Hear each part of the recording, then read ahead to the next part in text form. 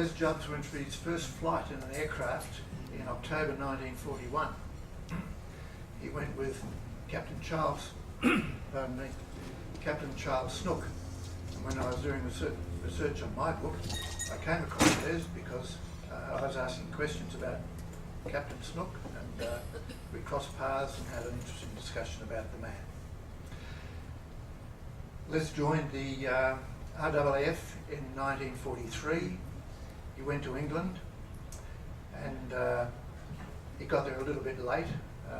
The action was pretty well over. In his return to Australia and in later life, he has written a number of books. He's taken a deep and serious interest in the Royal Australian Air Force. He has written a book on the Marine section of the RAAF, and maybe we can have him talk about that one day. He's also written on the number 4 SFTS at Geraldton, about the individuals involved. Those and 5 other books are available on the web if you like to search for them. They're free of charge. But today he's going to talk about another subject which has interested him over a number of years, and that's the ATA. We'll let him tell you what it is. Everybody who knew anything about the ATA, but I thought, well, I won't embarrass you. But if anybody came from England, you probably have an inkling to what it meant. But like in Australia, in England, they also had men who had forward thinking. And one particular man in particular was this man. This is the man I was talking about. He put it up to the British government about forming volunteers to move aircraft around the UK. I'm going to speak mainly about the women of the Air Transport Command, because that's the only bleeding book I could find about the Air Transport Auxilliary, because they were about the women who'd written it. But there were far more men in the Air Transport Auxilliary. But I wonder if any of you ever heard about this lass down the bottom here, Laurie's Bonnie. I found this book in a second-hand shop one day, and it's a most incredible story. This young married woman lived in Brisbane. She her husband telephoned one day and said, "Look, I'm bringing a cousin of mine home for dinner tonight." Well, during that conversation at dinner, she found here was Bert Hinkler, and you probably remember that guy. But he so enthralled her with flying that he volunteered to take her up flying the next day, which he did. And she was rather hooked on the idea of becoming a pilot from that very moment. But she didn't want to tell her husband, because in those days, in 1928, girls were rather, I can't use the word submissive to their husbands, but she was reluctant to let him know that she was interested in flying. Fortunately, she used to get up 2 hours earlier than her husband, who used to sleep in each morning. So she thought, now how can she get to the airport? You know, finally the milkman turned up the gate and solved that problem. So you would go to the airport, get an hour's flying in, get back in time, mainly to see the husband off the premises and things like that. So this went on until she actually got her private licence. Then she casually said to her husband one day, "I think I might go down and see Mum and Dad." Well, Mum and Dad were 1,500 miles away in Victoria. So undeterred, this young woman flew down to Sydney, flew on to where the parents lived, and in one day she achieved 1,500 miles. This is a girl with a handful of solo hours, mind you. Undeterred, she actually went back to Queensland. She did instrument flying. She actually went to the Qantas engineer and said, would he teach her how to pull down an engine and do all those sorts of servicing stuff, which he did. Believe it or not, this same young woman, who was about 30 years of age at the time, flew right around Australia. This was, she just casually said she thought she'd go over and see somebody else. His mother and father, I think it was. So she flew to Darwin, down the coast, landed in Perth, flew all the way back to Queensland, and then she got her private commercial licence. So the next thing, her husband actually bought her an aeroplane. He secretly, apparently somebody must have informed him that she'd been learning to fly. So what did she decide to do then? She decided to fly this little tiny moth all the way to England. Could you imagine in 1930 flying something like a tiger moth all the way to England, going through Iraq and around this place? She finally arrived in England, came home on a ship, then she decided to fly to Cairo, then down to Cape Town. Now this was a young woman of 30 years of age. Nobody's ever heard of it. I just found the book accidentally, and I found it a most fascinating book. But when they started to talk about putting girls into the Air Transport Auxiliary, this called a hue cry. The man who was the chairman of the Airplane, that famous magazine, he was very derogatory in his comments about women flying. They weren't capable of scrubbing a hospital floor. It's a huge comment. But this is the girl in particular who actually did all the, work with all the politicians to get girls accepted into the Air Transport Auxiliary. Now, the reason I want to show you this photograph, you'll notice the girls are all wearing skirts as their uniforms. Now, any of you who have ever worn a parachute might imagine how embarrassing it would be for a girl to wear a parachute. If you've never worn a parachute, you may not understand it, but these girls all were issued with parachutes. Of course, these were the men on the same base. It was just a remarkable organisation. Now, these young women, this appears in a book called Women's Spitfire Pilots. I own the book, but somebody's borrowed it, and I can't figure out who it is. It only was published a couple of years ago. Not only does it tell you about their flying Spitfires, but it also tells you about the Air Transport Auxiliary. For those who have a computer, if you ask Mr. Google, you'll find all about the history of the Air Transport Auxiliary. A most remarkable organisation. And of course, I mentioned I could only talk about women. I'm certainly going to mention the women. But here's a young lady, did all sorts of flying, and that's what I'm going to show you now. Evidence that these were really, by the way, I just came in contact recently with two 90-year-olds. One lives in South Australia, the other one lives in Canada on the prairies. I accused them of the Air Transport Auxiliary examiners, when they examined these girls, if they could fly an airplane, ferry it to an RAF station, land it safely, then they're accepted. But I think the other high criteria was they had to have extremely good looks, because these two 90-year-olds were the most glamorous looking girls I've ever seen in my life. And then I went home and looked at all the WAF girls that I interviewed and found as 20-year-olds, they were equally as beautiful. So my wife was in the RAN, so, you know, I really can't single out the ATA girls because the other service girls had the same attributes. Now, these girls flew, first of all, they had to be passed. They had to have 500 hours of flying in their logs book. The men had to have 250 hours. This was the beginning of that discriminatory business. I don't believe the people that wrote all the adverse comments, like the newspapers, they led the whole push against girls flying RAF planes. The RAF was certainly hot against flying RAF planes, even Tiger Moths. But none of them had read this book. Ted Fletcher, one of our members, handed this book to me, and it's a most incredible book. You remember that Frenchman who flew across the Channel back in the 1900s? From then onwards, young women took up flying.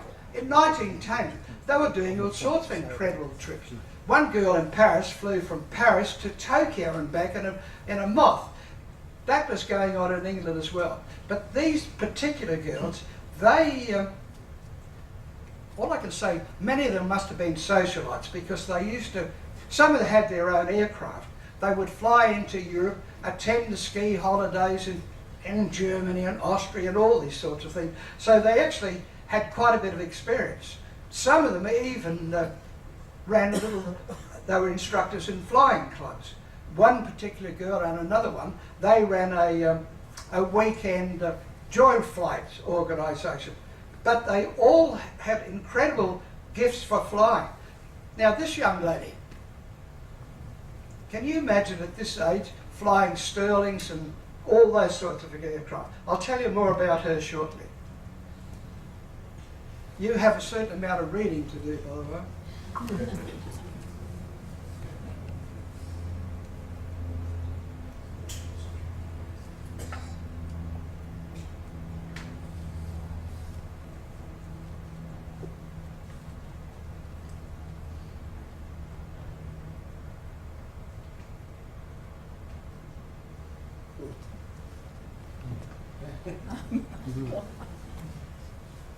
She's a gorgeous looking girl that came from South America.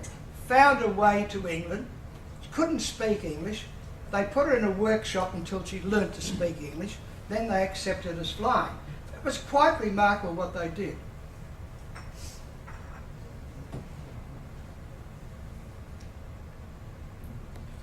Now, I don't know if any of you have ever flown Typhoons and Tempests.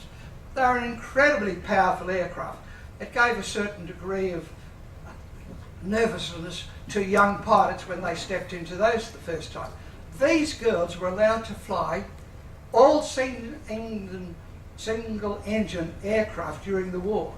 They would fly a Tiger Moth somewhere, get out of that and perhaps get into a Typhoon, take it somewhere else, and maybe get into a Mosquito and fly it somewhere else. The ones who gained twin flying ability, of course. The Anson was probably the most important aircraft the Air Transport Auxiliary had. The photograph I should have used showed about 5 or 6 men who used to fly the Ansons from the different bases. They ran a taxi service. When these girls left their particular base, they would fly somewhere, wait there until the taxi aircraft, the Anson, came along and picked them up. And so these pilots would pick up 5 or 6 of these pilots, take them back to their base at the end of the day. And of course, there are occasions when the AT girls met up with the Queen and the King of England. As you remember, they often went into war zones. And of course, not only that, they met with Eleanor Roosevelt and they took in a scrumptious lunch in the nearby hangar that the Americans undoubtedly supplied. The girl on the left, I'll be talking about her more. Quite an incredible pilot for the range of aircraft she flew. I'll shortly show you what she actually did. And of course, these were the girls that the RAF Scotland could fly RAF planes. You can see what's in the background there, and there's a little formal picture. But this is a girl who brought out 25 girls for the United States. She was an incredible pilot in her own right. She certainly broadcasted a lot because she was rather a bragger, but she acclaimed long distance flights, record times, did all sorts of things. She got volunteer girls in America who would willingly go to England with her to join the Air Transport Auxiliary. And so they went over to England, they took up flying, she went back to America, and being a personal friend, because she had a very wealthy husband as well, she was quite wealthy herself, starting from very humble beginnings as a child. But she actually talked Roosevelt into getting into the American Army Air Force to accept girls, like they were doing in England, to fly United States aircraft from factories to the West Coast or to the East Coast. And here were some of the girls, the American girls in this particular group, just after they arrived. They all had to have quite a massive flying hours themselves, but it seemed to be incredible. In America, there were these in large numbers of women who had those sorts of flying experiences. Now, this is an American girl who actually went to England with that first group. She stayed on until the war finished. She did quite remarkable things, like they all did. Could you imagine stepping out of a Mosquito and going back to a Tiger Moth and stepping into something else? And of course, that girl alongside that particular wheel, she was that young girl I showed you at the very beginning. This tiny tot flew the Sterling on to an RAF base.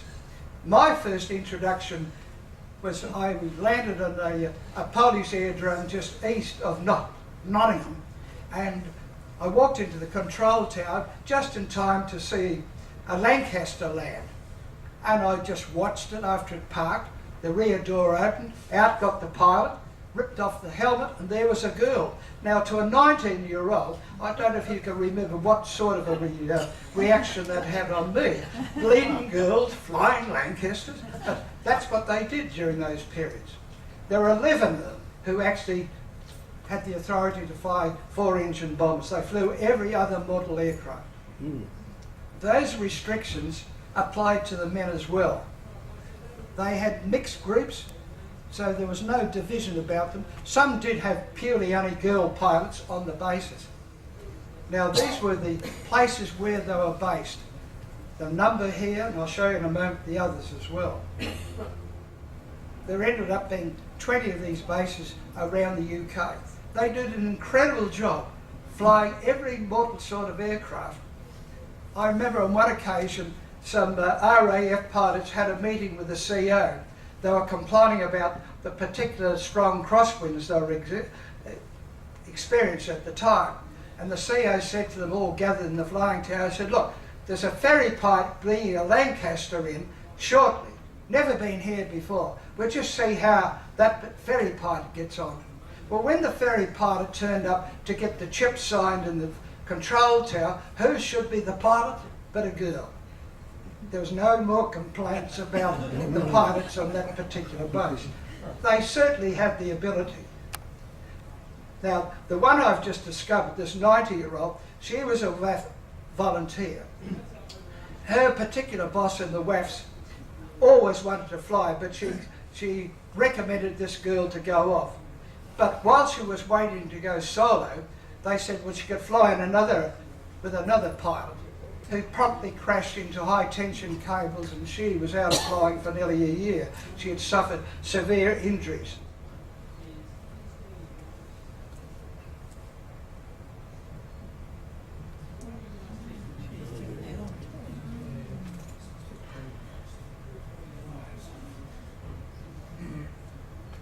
Getting things out of politicians are very difficult. Now this is the girl who wrote the book that I've used all these photographs from. Lettice Curtis. Our state library had to get a copy from New South Wales for me so I could pinch the photographs to show you here. But it's just incredible that these young women did all these things. They overcame all the prejudice about girls flying, but it just seemed incredible that they could do these sorts of things. Could you imagine producing 2,400 aircraft a month in the UK? Well, they couldn't be left. Once the test pilots had tested them, they had to get off those factory bases in a hurry. So these were the girls and men who actually then moved them from the factories directly to squadrons all over the UK. They were the ones that actually flew Fortresses, Lancasters, Halifax, Stirlings and Liberators. Of course, in America they had the same problem about service pilots couldn't believe girls could fly those aircraft. Now this is the one I just discovered. She lives in South Australia and she's given me a number of things. But she was the one that was badly injured, but then she went on to fly all sorts of aircraft. Even an amphibian they flew. The women pilots weren't allowed to fly Sunderlands and the like. And only the men could fly them, mainly because of the mixed crew they had on board. And that's Ruth. She's full of vim and vigour still as a 90-year-old in South Australia. But this is what I found incredible. These girls used to carry in their tunic pocket a little book. And this is it. The Ferry Command had actually given them a little book about each aircraft that were authorised to fly. It's like a cockpit drill reminder and those sort of things. One RAF ground staff cadged a lift one day and he was stunned to see the girl consulting this card before she took a mosquito off. Now, because you can't read this, I've just mentioned things here. The scanned copy she sent to me wasn't a high enough resolution.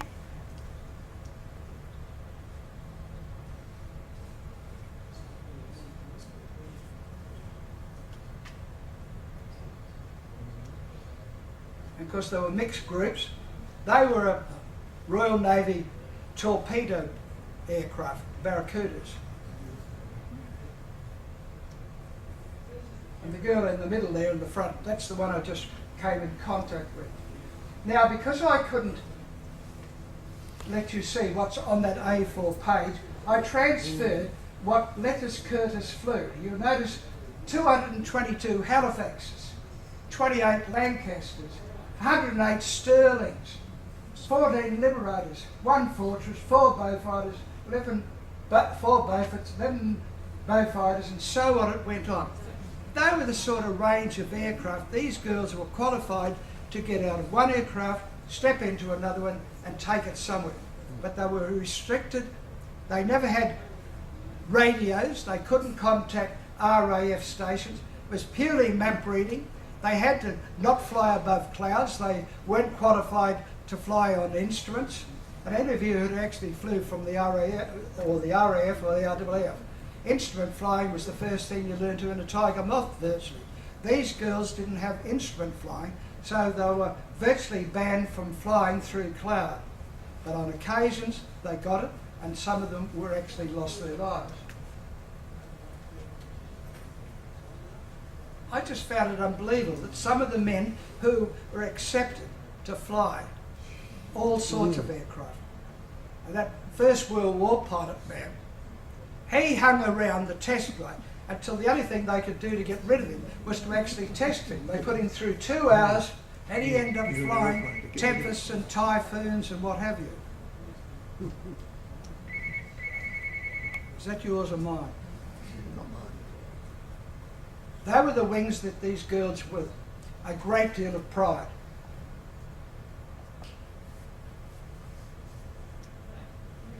And that miserable looking thing I got off the internet, but because I still couldn't get a copy directly from England through the politicians or the RAF history, nobody could give me a copy. But it was only supplied last year, which I found quite incredible. Now that's the girl's book that I actually used. She was the one that had all those records of the number of aircraft she flew. But other girls flew equally the same numbers of aircraft. But getting the information is quite difficult. But if you ever get a chance to read this book, I suggest you do borrow one from your library or go and buy one. But I've got to figure out who's borrowed my copy. No, thank you for listening.